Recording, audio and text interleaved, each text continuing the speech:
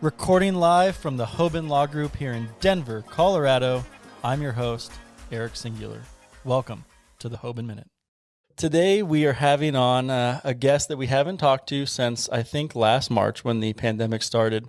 And we'll call this episode for right now, The Greatest Story Never Told. This is the story of all the things that are going on in cannabis, and who better to touch base on this with than the cannabis renaissance man, Mr. Tim Gordon.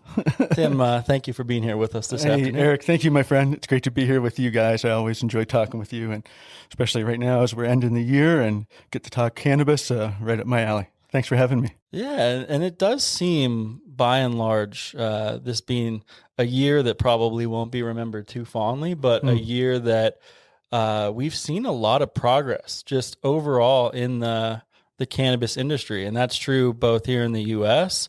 with recent legislation that's moved forward and what we saw in the election, and the greater global cannabis industry as well. So, I mean, it is kind of a good time as we end the year off here to just take a moment to be appreciative for the progress we did see this year in the backdrop of course, a year that is going to be kind of marred by the memory of the pandemic. Yeah, it is a unique scene of circumstance for the cannabis industry in the midst of this global pandemic to be where we are now and to have made the strides like you're talking about. It's pretty interesting to think about it. The amount of time that we've put in, and then the leap forward the cannabis industry makes in that short amount of time. So it's I wouldn't say it's pandemic proof or anything like that, but we've had really unique things happen in the cannabis space, both in marijuana and hemp, that are really pivotal for what's going to happen in 2021 and beyond. Yeah. Well, when we caught up with you last time, we were in an interesting spot because we were coming out of the stay-at-home order. We were right at that cusp of early spring, which is in this country when a lot of our farmers, the backbone of America and how we all eat, are deciding and getting ready and preparing the land for getting their crops in. And we were talking about, like, how is this going to impact what we're going to see as far as industrial hemp production in 2020. And in the last couple of months, we've seen the number crunching guys out there look at the licensed acreage and what acreage was planted this year. And we did see a decrease from 2019 to 2020. But let's talk a little bit about just what you saw this year. We know, I know you operate multiple hemp farms. You're a big part of that agriculture sector of hemp. What was your impression this year? Yeah, well, I mean, this is part of the dynamic shift of cannabis, the evolution that's even happened, like we talked about, in the midst of the pandemic. And it's really interesting. Well, what we're seeing, like you mentioned, is the rise of hemp, but the diminishing acreage, kind of the evolutionary change of the CBD green rush being encompassed by the true potentials of the plant, everything else, not just that single molecule, the fiber opportunities, the grain opportunities, and all the biomass and subsequent opportunities that come just from those two swim lanes. So I think what we're seeing is really a unique shift where you'll see CBD even more over time be focused more towards specific brands and not just the opportunity to make money. And you'll see the evolution where the grain sector and the fiber sector really start to take off and serve a world purpose as far as food and as far as many other textiles, biofuels, etc. So we're seeing it right now. It's like the infancy. It's like the beginning of the shift. Totally. And I know this year, farmers had a lot to deal with. The market unsteadiness is one aspect, but then you also have this issue of just Mother Nature, and the lack of crop insurance right now around hemp. Although Mother Nature in all her grace and beauty is something that we all cherish to be like, at times she can be wicked in her own way.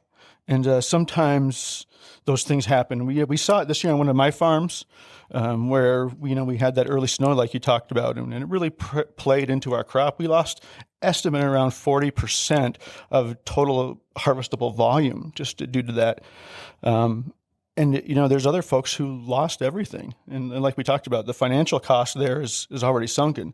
and having no opportunity to subsequently sell your crop is even worse. And it's not just here; it's across anywhere from southern to northern California, across the west, with the multiple fires that have gone on, and the inundation of smoke and all of the bioaccumulants that come with huge wildfires that can, land on our plants, end up causing some kind of issue where the crop loses monetary value. So Mother Nature is just always tough to deal with in agriculture. And because of the uniqueness of the cannabis plant, she can play, a fury on what potential revenues look like when she hits. Yeah. Yeah. No, I had kind of, hadn't even factored the fires into that. And that would have taken out just thousands and thousands of acres. Yeah. Well, Tim, we associate you so much with functional remedies, and we can talk a little bit about kind of the history around your involvement and your building of that company. But I know you're also involved in so many other things as well. And so I'd like to just make sure that we kind of highlight and cover just some of the things that you're doing that are really exciting to you. We've seen your involvement with a number of organizations, both on the hemp side and the marijuana side. And I know you do a lot of policy work. You are often in Washington, kind of helping educate policymakers and our nation's leaders and leaders at regulatory agencies on how the heck to treat this plant, what is sensible policy. But I know you also sit on boards for interesting companies like Impello Biosciences. So just give us a little bit of what makes you so excited about all the cool things you got going on. Yeah. Well, Eric, over the years, I've always tried to find that answer, and it always comes back to the plant and how this plant works for me, it's just part of me. And I don't try to do anything else about, exploiting it. I just want to hang out with it and learn more constantly with this plant.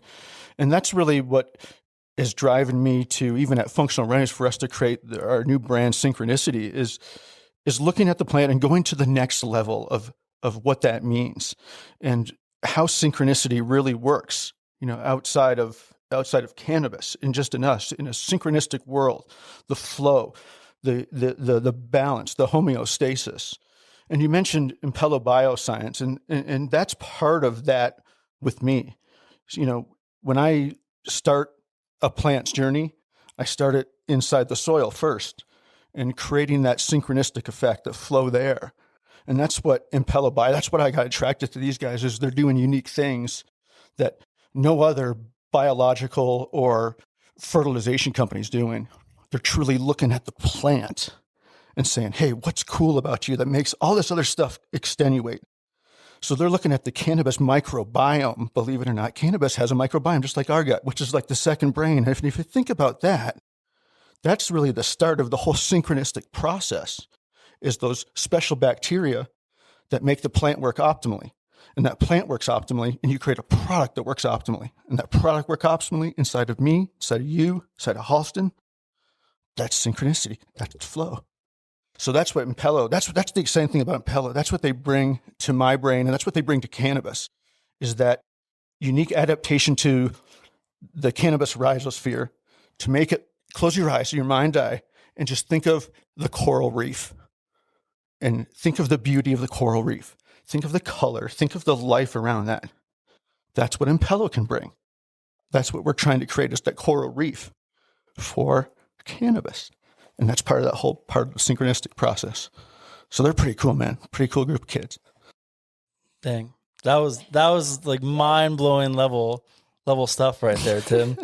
Need a moment to just kind of absorb that it calls back actually to a time when I was watching you on stage. I think it was in Nashville, and you were talking about how many chromosomes we as human beings share with the cannabis plant, and just this idea that you talk about this kind of like next level engagement with the cannabis plant, or just this next level understanding. We haven't gotten there, but it does. Like, I feel your excitement around getting this new understanding and new ways to, probably better consume the plant and better incorporate the plant into our everyday lives. Yeah, I'm trying to. I've been working on this now for a while, and I've been touching on it with a couple of guys on my farms who are growers, and all I can think about it is called the beyond, and it's just that unique connection that makes cannabis cultivators, good ones, the really good ones, is not because they can create the dankest weed or the best high CBD, but they have a connection with the plant that exuberates into a product. And that's real. Like I said, that synchronistic flow between the plant and us, this relationship is only between cannabis and man. Like you said, we share too much unique adaptations and too much unique processes that, this is part of us, and it's been part of us since the beginning. So it's time to go to the beyond with this plant, to think about it not just as a wellness plant, but as to the beyond. And I want to take people there. I feel like you just took me there. And that is the greatest story never told. Just this idea, too, that I think a lot of people are unaware of is just that we co-adapted, with this plant. And I think it's easy, we think about that with other crops and other resources, and even thinking about like corn, and like looking at like corn that they find like back in the day, like old corn that Native American tribes were growing. Yeah. But it's so seldom talked about because of, the stigma and everything else that we adapted with this plant. I mean, maybe even more than corn. Oh, absolutely. We have. Yeah, absolutely. Yeah. Since the plant's eruption out of the Asian highlands and through Africa and then into it's totally adaptation, and it's not like anything else. That's the thing. There's not a plant that can touch us and further. There's nothing else. We don't have this with corn. We don't have an endocannabinoid system where we can share phytocannabinoid and enhance our own endocannabinoid system, produce anandamide. And we don't. There's nothing else that can do that in this plant, and that's it. That's like I said, time to go to the beyond. Well, and I'm interested too because as somebody who touches so many different aspects of the business and also works with so many businesses and organizations like yourself, it's important to keep that kind of thinking and that kind of connection to the plant as the industry grows and as it becomes more commoditized. And it does seem to be like this kind of this battle for like preserving some of the almost like the very sacred parts of the plant, and whether that's kind of more from a shamanistic perspective or just these ideas around how we're connected with the plant with this industry that's coming that's just backed by hardcore capitalism to turn this thing into a commodity. So into a big machine. It's cool to to see to talk to someone like you and know that there are people kind of fighting to find that balance, I think, with both, because we can't stop it from happening. That's exactly right. The train's left the station way behind here, and there's no way it's stopping at this point. So there has to be that unique balance, right? That's what the plant wants, right? Homeostasis, that whole thing with cannabinoids that we all talk about. So it doesn't matter if it's within us or if it's the plant and money. There's going to be a balance there. And we just have to find that, and it has to be appropriate. I think of the large amounts of money that are coming into cannabis are probably going to market and are probably going to open new dispensaries or new shops that are where people need it. And that could be part of that synchronistic flow, that balance, where, yes, there's going to be a shit ton of money and a lot of corporate capitalism, but there's also going to be a lot more access, and then a lot more regulatory process, a lot more understanding. And that legalization process and regulatory process will soon, be a national thing. You're the second person today that I've heard say what the plant wants. And I think it's such a cool idea because it's not how we normally talk about things. Yeah. Like we always talk about things as far as what we want as human beings, and just kind of the, those who will just bend anything to their will. And this idea of, but what does the plant want? Is just like, that's like a revolutionary idea for anything that's ever entered, a commercial market, is having that awareness around this plant. That's just, it is different. Yeah, and definitely. I hope I hope it, is maintained. Awesome conversation. Let's just touch on one thing before we wrap it up, which is, there's a lot of people out there, and I don't know exactly, it's a little weird transitioning from everything we were just talking about to this, but we've tried to put cannabis in these lanes, and that's necessary to do from a legal perspective, from a policy perspective, but it's creating interesting challenges, and it creates challenges for farmers. It creates challenges for processors, business owners, all across the supply chain. And that's, setting this 0.3% standard. You have so many people in the hemp industry who are, in favor of raising that to 1%. Sure. And then you also have legislation like the MORE Act passing the House. And so on the one hand, you have folks over here in the hemp industry who are kind of demanding a higher percentage allowance of THC. And you have the federal government probably considering federal legalization more than they ever have before. Yeah. Like, what's going to happen, Tim? Are we going to see, is it what's going to come first in your mind? And what the heck's going to happen when we finally get to the place that we should have been at a long time ago, which is it's cannabis. It's all cannabis. It should all be legal. Let's go. Yeah. Yeah. Well, I think what we're doing is we're creating steps to that, what I call end use regulation, right? In the cannabis plant, it doesn't matter the swim lane. It's regulated based on its end use. So I think we're taking the steps to get there. Getting hemp pushed through in 2014, and then subsequently 2018, and now then building upon that to go to 1%. Number one, there's a bunch of advantages with 1% for farmers economically, et cetera, for increased value of their crop. There's opportunity in that 1% for farmers to also be exploratory, to consider new opportunities in genetics that you really can't because of this nominal 0.3% number, and it really is it has no solid backing that for a 0.3% or the 0.2% or whatever it's been across the globe over the years. So I think being progressive and thinking 1% is another stairway to end use regulation, and I think if in the stairway to heaven up here, being cannabis legalization across the country, taking steps every year, every 12 to 18 months is considerably fast moving. So if we can, push the message of 1%. Now, do I think it's going to happen with Senator Rand Paul's initiative? I don't know. It might be too early. But the important thing is the message is there, and it's being heard, and it's being pushed out. So there's going to be more opportunity for that. So as long as we keep taking the step up to end use regulations, I'm going to push it 100%. Yeah. Is there anything that's on the horizon for you that you just want to make sure we're aware of? If anybody really enjoys this conversation, where can they catch some more Tim Gordon, man, some more greatest story over here? Yeah.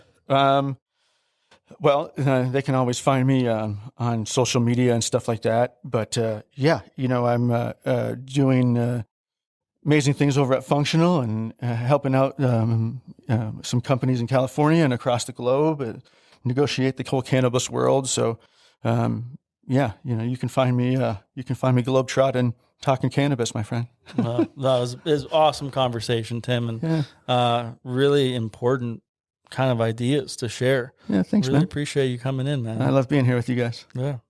Thank you for listening to this episode of the Hoban Minute. Do you have any ideas for episode topics or guests? We would like to hear from you. Reach out to us at media@hoban.law and stay tuned for more on the Hoban Minute.